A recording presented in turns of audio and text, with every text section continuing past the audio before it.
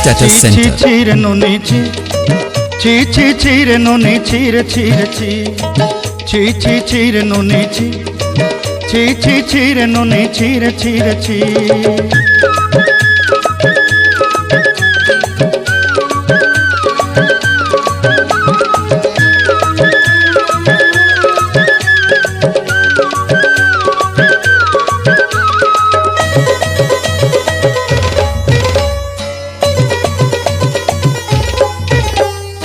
सरते दिनर संग हेबा काजे फाजल नहीं रे, सरते दिनर संग हेबा काजे गजल नहीं रे।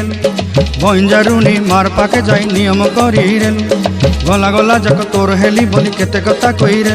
मुई गाँ जाई करी आसला बेले केंता पासरी देलु रे नोनी ची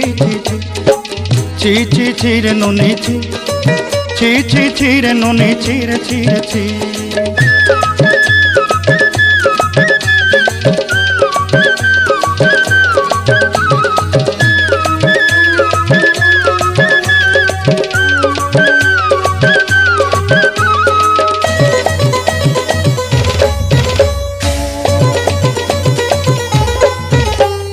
धन के देखलु तुई नोनी सिना मन के चिन्हलु नाय, सुना के चिन्हलु बाना के चिन्हलु मुनुष चिन्हलु नाय।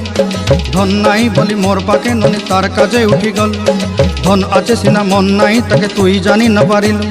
गोटे दिन मिसा जोगी देलु नाई केड़े कथा करी देलु, मुई गाँ जाई करी आसला बेले केंता पासरी देलु रे नोनी ची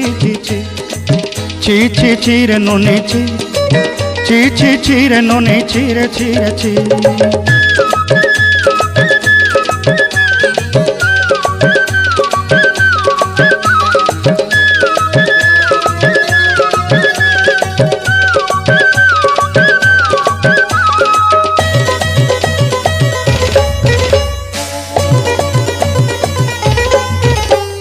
तोर कथा धरी ऋण बाड़ी धरी सब कथा करी, माली मुदी गुना पहरी पांदल सब किनी दही रे। तोर कथा धरी ऋण बाड़ी धरी सब कथा करी रे, माली मुदी गुना पहरी पांदल सब किछि दही थिली।